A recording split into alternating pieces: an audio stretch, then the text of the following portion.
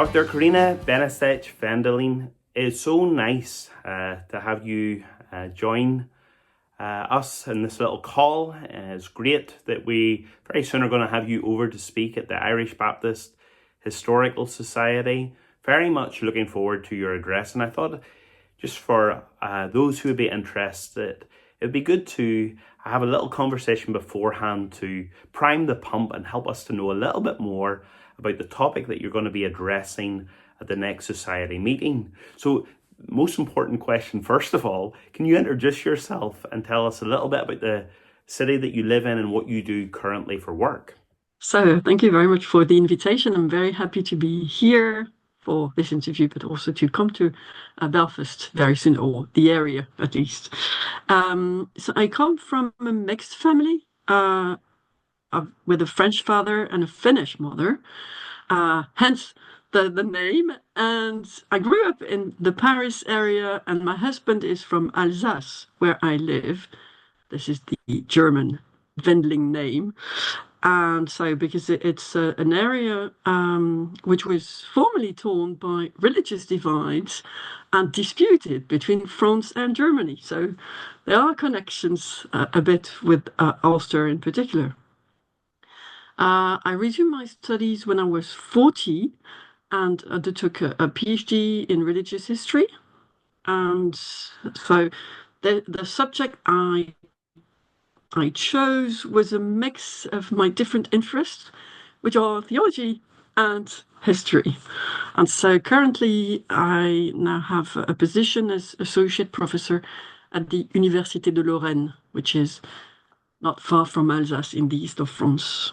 Well, it's so lovely to have you coming over to Ireland to talk to us, but you've got to explain, how is it that a French lady became interested in Irish-speaking Baptists on the west coast of Ireland? How does that happen? So as the name Bénazech suggests, I have Huguenot origins from the south of France. And so I grew up with an awareness of former religious divides, history of persecutions, their consequences also on the relationships between the different communities, which was the case in the south of France, but also in Alsace, where I live, and other areas of France. Even if it's in the past now for France, it had remained for a long time, even in the relationships between the different religious communities. Even if the Protestant minority is a very, very small minority, we are like 2 or 3% of the population in France. And so I belong to the first generation. If you chat with people about, mixed marriages and relationships, I think I belong to the first generation in France, which grew up, in an environment without religious tensions, or at least problems. It's not a problem nowadays for most of the people, to marry for intermarriages, or at least to have friends from different religious faiths and communities. And so I was very much interested in the history of Ireland and the fact that the tensions are still present in the north. And I studied the Irish famine and became very interested by the phenomenon of suppression, which was the accusation that Protestants bribed converts with the soup during the famine. And what struck me as a French Protestant was the fact that nobody in the historiography really looked into the issue of the use of the language and also the use of the Irish Bible by the missions. And so I wanted to look into it, because even if there were sensitive issues linked to the Protestant domination, and so charity was not, necessarily genuine or without problems in such a context, the fact that the missions used the Irish Bible as a Protestant in France, coming from a Huguenot background, I had the intuition that there was a more complex narrative behind this, and so I was interested into this. Primarily, your address is going to begin in the early 19th century, but there's such a background to the hostilities and the suspicions held by most, certainly Protestants, around the Irish language and the use of the Irish language. Help us understand a little bit about that mindset and what was going on in the mind of Protestants and the suspicions that were there coming into that particular moment. Suspicions and hostilities predate the Reformation, and mainly so first started with the government. In fact, the English government and the English monarchy. So it goes back to they go back to many centuries, before the Reformation, and the most famous legislation are the Statutes of Kilkenny, which were passed in 1366, and so they forbade the use of the Irish language, outlawed Gaelic customs, and the aim of these policies was to control the population, but also mainly to stop settlers from adopting Gaelic ways. So English settlers first, and then the Scottish settlers in Ulster, for example. So the people were invited to come to settle on the plantations, but they had contacts with their Catholic and their Irish neighbors, Gaelic neighbors, and then after the Reformation, it was complexified by the religious issues. So the attempt was to forbade the language to prevent any rebellion, or at least render rebellion more difficult, and also to stop cultural mixing, because at first settlers tended to adopt Irish customs. So after the Reformation, of course, Protestant domination, and also the plantations rendered the issue of language even more important for the government, the authorities, and the settlers.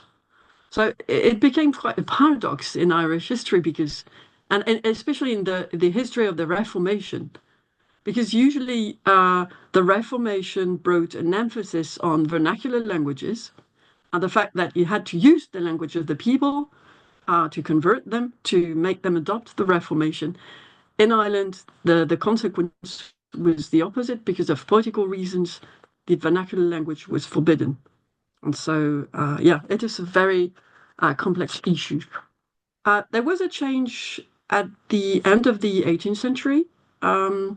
So historians tend to identify this change to different factors.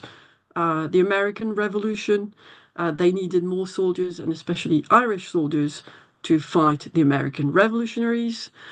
So they lessened the regulations against Catholics in Ireland.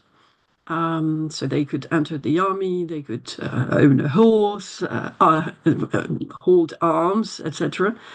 And also the situation in Canada reassured the government about the loyalty of Catholics, because they fought in the British Army and they were loyal to the British at that point. So there was sort of confidence that increased regarding Catholics. Another event that had a huge impact is also, of course, the movement of the United Irishmen, with this alliance of Catholics and Protestants in Ireland to demand political autonomy. Even if the situation had changed, and this is something I discovered in my research, the suspicions and the disloyalty associated with the use of the language was still very present, and previous legislation also remained in force officially. So, for example, and a very good example is that in 1806, the British and Foreign Bible Society Committee suspended the printing of the Irish Bible because of these suspicions of sedition and disloyalty towards the British Crown. So there had been changes at the turn of the century, between the 18th and 19th century, but not as much as we may think. And the use of the language was still problematic politically. One of the things that you highlight in particular was within Protestant and particularly dissenting groups, that there is a change in mindset then as we come into the 19th century in relation to foreign mission. And that really spurs on a significant change in the mindset towards Irish mission work. Tell us a little bit about what that bigger change in landscape, how it affected very directly the mission on the island. So the change is linked to the growing interest for foreign missions among Protestant groups, so all denominations, and the development of foreign missions and the use of indigenous languages in other parts of the empire, of the British Empire, also showed and demonstrated the importance of, giving access to the Bible to everyone in their native language. And so some people started to, and especially Baptists at first, started to insist on the fact that it was not just for foreign peoples in the empire, but also for populations at home in the kingdom who spoke as a native language another dialect or language than English. And so the main figure to insist on the importance of using the native language was a Scot, Christopher Anderson, a Baptist. So he was a theologian and a minister. And they developed schools in Scotland for the islands, especially in Gaelic, to mix the two. And so they realized that it was they were very popular, even if they were Protestant schools, Baptist schools. They were popular among the Catholic population. So he was influential among the Baptist network, and this is visible also in the archives in the Angus Library in Oxford. That's Christopher Anderson and other preachers, Baptist preachers, with the success they met in the Highlands, relative success, but still for the time, they started to make tours in Ireland, preaching tours in Ireland. And so the idea of developing the same vernacular schools in Ireland started to emerge, first among English Baptists, and then it expanded. But yeah, so that was about the missions, the influence of the foreign missions on development of Irish schools in Ireland. Then in Ireland, then how did the Baptists how did that really move forward? How did that start to develop into more of a work here on the island? Christopher Anderson wrote several books, but even before the publication of his books, another Baptist played a very important role, is Thaddeus Connellan. So as his name indicates, he was a Catholic convert to the Baptist faith through his contact with a Baptist minister, Albert Blessed. And Connellan was previously a teacher. He had opened a seminar, and some sources also suggest that he may have been a priest, a Catholic priest, before he converted to Protestantism. And he was even more influential than Christopher Anderson, because he had a lot of contacts with elite members. And so he managed to convince other people beyond Baptists to use the Irish language, to teach people to read in the Irish language and with the Irish Bible. So he was very influential in supporting the publication of the Irish Bible within the British and Foreign Bible Society, but also to develop societies devoted to education in the native language, like the Baptist Irish Society, and then the Anglican Irish Society that I worked on for my PhD. There was still, nevertheless, a difference between the Baptist Irish Society and the Anglican Society, and I think here again, Colin his role was decisive because the Baptists, so they were mainly English Baptists. They mainly wanted to preach in Irish, so that was the main focus, not education. So preaching came first and education came second, and they did not want to employ Catholic teachers.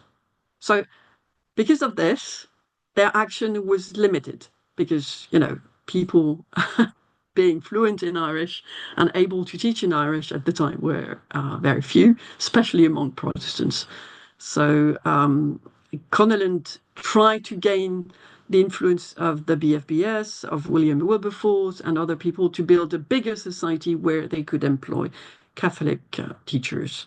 And they became quite popular in the west of Ireland and the south, especially. So the work with these Irish medium schools is certainly innovative. Was it effective? It depended on the areas. But so I'm not sure. I'm not sure about the numbers of the Baptist schools, but the initiative of the Baptist influenced the development of the Anglican Society, and then the Anglican Society they had different missionary stations in the west and the south. They had hundreds of converts in the Dingle Peninsula, in other places like Galway and Sligo, and so several places where hundreds of people started to convert to Protestantism, which, as you can guess, raised a lot of concerns from the priests afterwards. So, relatively speaking, for the time, in these Western and Gaelic areas, there was some popular enthusiasm for this new access to the Irish Bible. And the success was mainly linked to the use of the Irish Bible. They went as far, and Christopher Anderson, the Baptist minister, was very important for this. He insisted on the use of an authentic font for the Bible. So it had to look Irish. So the Roman font developed by Elizabeth I was not considered the best one. And they even went as far as criticizing British policies against the language. And they insisted on using a font that looked like, Gaelic manuscripts and Catholic printings. And also, but if you look closely, I looked at the manuscript of the Old Testament by Bedell, and if you look at the script used, it's very similar. It's also very triangular. So they insisted on this aspect, and it was effective. The popularity of the Bible proved that their intuition was right. Using the language of the heart of the people and, conforming to the culture of the people. Yeah. You mentioned there that obviously with, response taking place, that stirs up hostility. What type of hostilities did that work then bring and create? The first hostility came from the Protestants, especially Anglicans. They considered that using the Irish Bible disrupted the status quo and was threatening the peace between the communities. So, Protestant proselytism was something that wasn't considered useful for the country.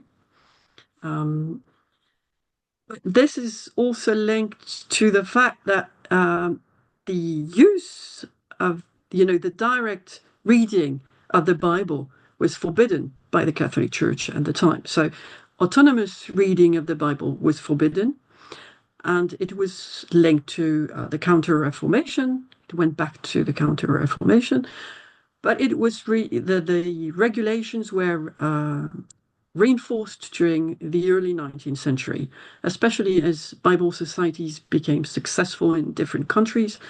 So the papacy decreed several encyclicals and pastoral letters against Bible societies and to forbid the autonomous reading of the Bible. So it was not only something that was ancient and that was used by Protestants to denounce, the intolerance of the Catholic Church. It was still actual.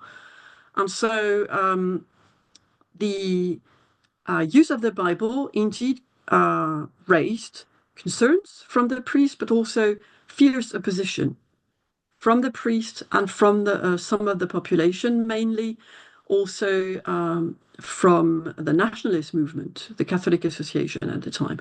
They really allied themselves. It contributed to the alliance between the nationalist movement and the Catholic Church at this use of the Irish Bible by Irish schools. So there is a clear link between the religious controversies of the time and the political movements. Yeah. Karina, this is all very interesting, and I'm looking forward to having you here in person so we can tease more of this out at the lecture and the Q&A afterwards. But part of the reason it's so interesting is most of us who love the island, love the history, we're so largely ignorant of the things you're talking about. So why is it, do you think, that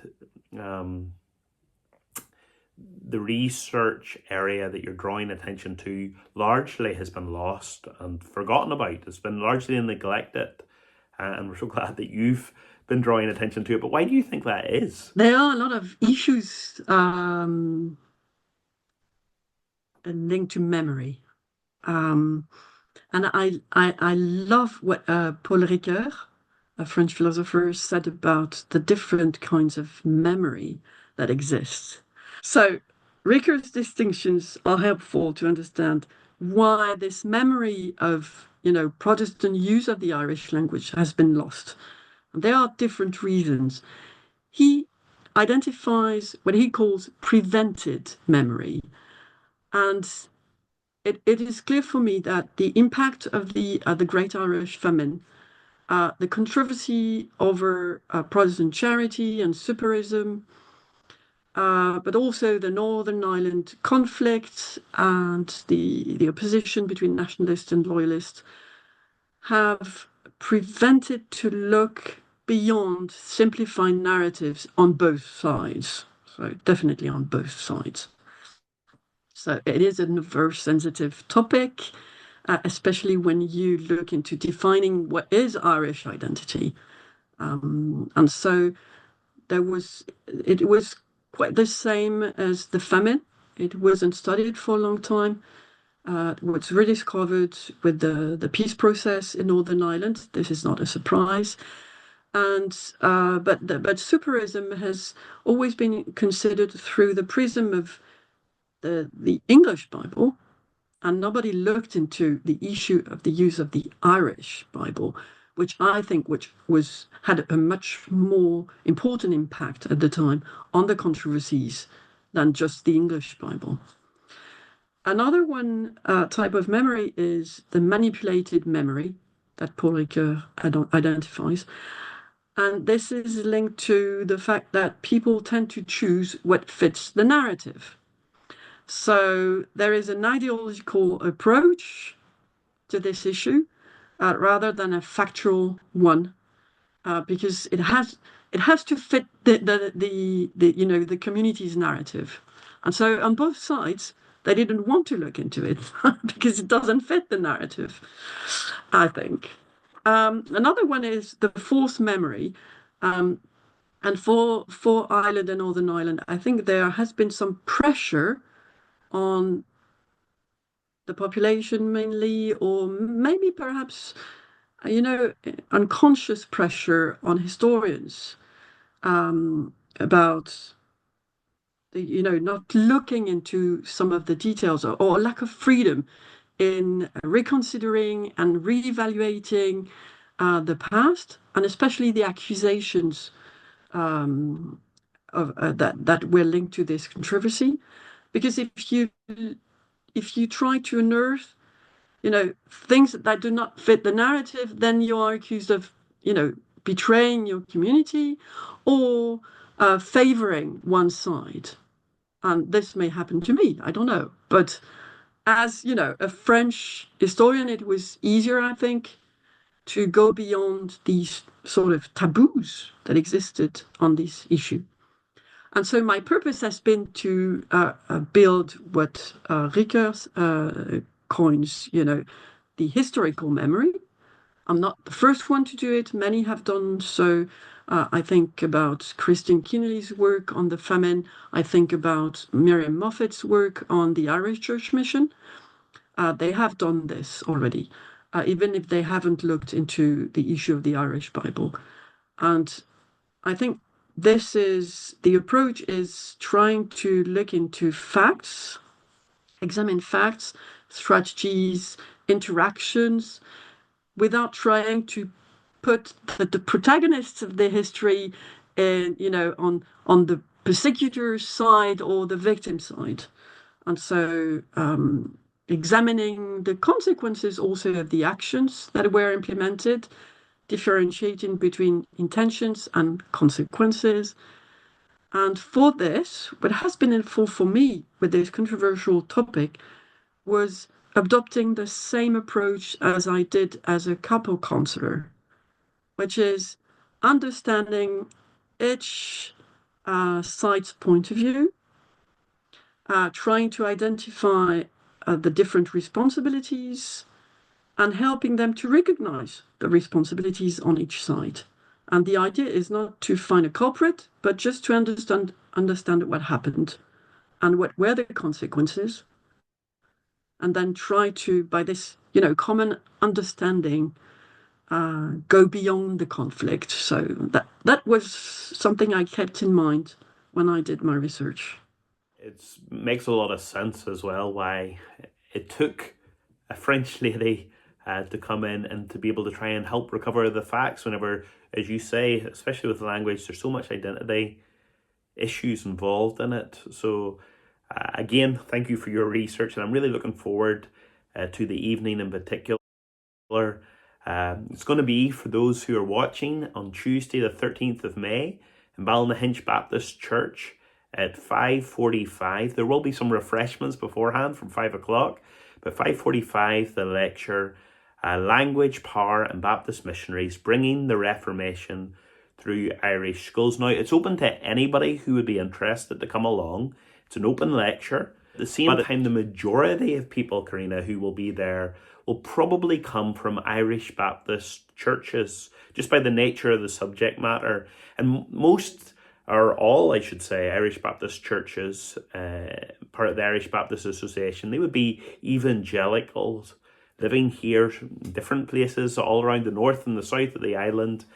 Are there any particular lessons or cautions you think sit for them in this particular study? Yeah, I think it is not only for the Irish people, but for everyone, especially at the moment. I think one lesson would be beware mixing religion and politics. And because the association of religion and national identity tends to put people one against each other, and not to help people find a common ground. So it is exclusive. When you associate religion and national identity, by definition, national identity becomes exclusive. And so that would be, I think, the first lesson, and it is actual for everyone, not only for evangelicals. As a French, I think I am deeply influenced by what we have in France, which is a civic approach to national identity, and the separation of church and state, of course, which is different in Northern Ireland. It is also the case in the Republic, but I think one of the reasons maybe that tends to nourish a sort of underlying tension is the fact that even if there is a separation of church and state in the Republic, for example, in education, the Catholic Church is, very dominant, and there is no separate system of education. So, and this is linked to other periods of the early 19th century I'm studying. Definitely, I'm showing that in my book, forthcoming book. And so I would say for people who profess to be Christians and want to share their faith with others and share the word of God, which was, the intent of the Baptist Irish Society or the Anglican Irish Society. If the intent is to share the Bible and to demonstrate love to your neighbor, as the gospel invites disciples to, then the words of Jesus, render unto Caesar the things that are Caesar's, are essential and very important to respect. So unfortunately, it has not been the case in history, not only in Ireland, but also in other countries. And so avoiding paradoxes and contradiction between message and acts, I think, is something essential to build bridges between people, not walls, and also to allow countries to define a national identity which is inclusive. So it's important for evangelicals in their testimony, I think, if they want to be relevant to society. On the other hand, on the part of the countries, also the issue of national identity is something they have to look into and be aware of the consequences of how you define your nation. If nations are still relevant today, which is another question. Karina, this has been really good. As I say, I'm really looking forward to you being with us on the Tuesday, the 13th of May. As I said before, there will be some refreshments from 5 o'clock, but the lecture itself will be at 5:45 p.m. Language, Power and Baptist Missionaries, bringing the Reformation through Irish schools. We're really looking forward to having you with us. And thank you very much for the research that you have given your life to, and just for spending time with us on that particular evening. Please let anybody who would be watching or listening know you'd be made very welcome. You don't have to be from an Irish Baptist background to come to that lecture at all. It's an open lecture, and you'd be made very welcome on that particular evening. Thank you very much, Karina, for your time.